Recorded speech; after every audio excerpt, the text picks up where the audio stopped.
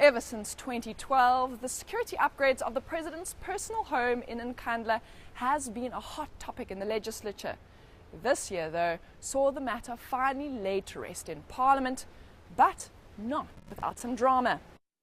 It took the President almost 6 months to respond in full to the Public Protector's damning report titled "Secure in Comfort."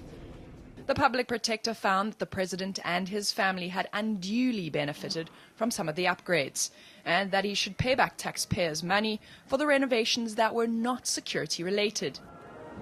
President Zuma didn't agree. Instead, he suggested the following as appropriate remedial action: that the Police Minister fast-track a review of the National Key Points Act, and that the Police Minister inform Cabinet if the President is liable for any money spent on the upgrades. That the Department of Public Works update Cabinet on reviews of the procurement procedures of prestige projects. That the Security Ministers report to Cabinet on their roles and responsibilities during such upgrades, and that Cabinet review the amount permitted to be spent on security upgrades. The response saw the re-establishment of the ad hoc committee on Nkandla in September. It was then that a strong alliance between opposition parties was born. We're not here to come and look at love letter of Jacob Zuma.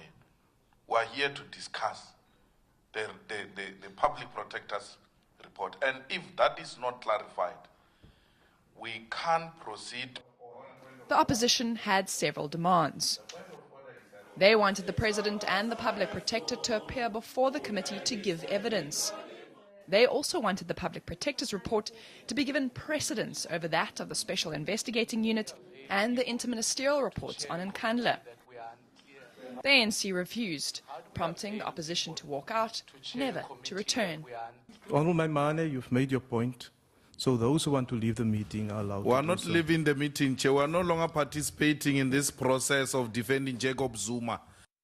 The fact that the ANC were not, appeared not to be willing to compromise on anything with regards to the calling of witnesses, whether it was the President himself, Advocate Madonsela, or indeed getting independent legal opinion on the status of Public Protector reports. The fact that the ANC bolted all of those meant that the committee was not really able to perform its functions properly. But some say the opposition should not have abandoned the proceedings. Walking out of subcommittees, however cantankerous, contentious, difficult, and impossible your work may become in the subcommittee, sticking to the subcommittee, as we know from the work of a minority party like the Independent Democrats a decade ago, still gets you some kind of result.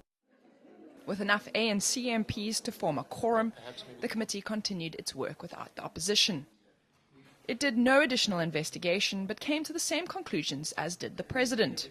None of these reports have found evidence that the President violated the executive member's ethics code. The committee found that the President and his family did not unduly benefit from non-security upgrades, like the pool or chicken coop. Such enhancement, if any, could result from alignment of the recreated structures or removed structures with the overall plan. So in my view, I think I would find that it would be premature to come to a conclusion to say there was undue benefit. They also decided that since the Public Protector was not a security expert, she had no right to recommend that the President should pay back any money. The committee instead advised that Cabinet should appoint security experts to evaluate whether all of the upgrades were security related. Their final report was slammed as a whitewash by the opposition.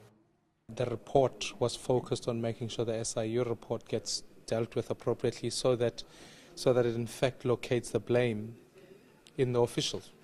We know from the beginning that it was designed to absolve President Zuma, and the report will achieve that.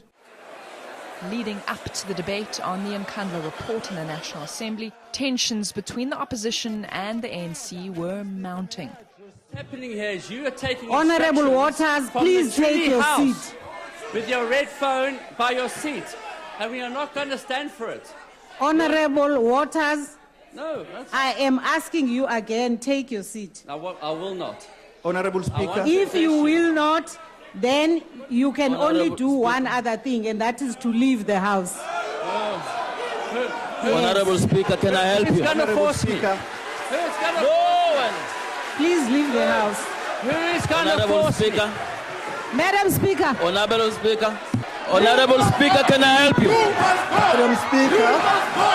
You must go! You must go! You must go! You must go! You must go! You must go! You must go! You must go! You must go! You must go! Go! The House was then subjected to hours of filibustering, where the opposition used countless motions to frustrate the ANC. Deputy Speaker, I hereby move on behalf of the Democratic Alliance that at its next sitting the House debates the Honourable Minister of Defence and Military Veterans' mathematical ability. The immense emotional and mental abuse suffered by members of the opposition. The nuclear deal that President Zuma negotiated by himself. This House debates the special privileges the Gupta family enjoy in South Africa. House, we debate the casual nail painting undertaken during the Nkandla ad hoc committee.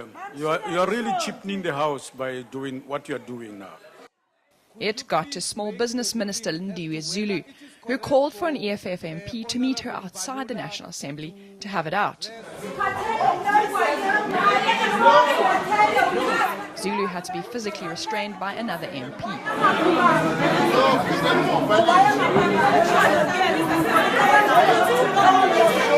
4 hours later, after a record number of motions, the debate finally went ahead. The adoption of the report by the ad hoc committee or the ANC study group on Nkandla is a travesty of parliamentary oversight. Our president has forsaken his constitutional duty, and the ANC report has rubber-stamped his sins. Money is stolen here. The president is telling the nation that there is no money stolen, he did not benefit. The president is lying unless he wants to tell us that he is a thief. The ANC has closed this matter in the worst possible way. Nkandla is now a permanent stain on the presidency and the ruling party. The only appropriate thing to do with this ad hoc whitewash report of the ad hoc committee is the following. That's all you can do. In South Africa, there is no constitutional crisis. There is a constitutional illiteracy on the part of the DA-led unholy political alliance. All this noise that they are making is because it's the type of hypocrisy and lack of principle, the obsession on attacking President Zuma and thus losing focus. The ANC majority saw the report adopted, but that didn't put an end to the chaos.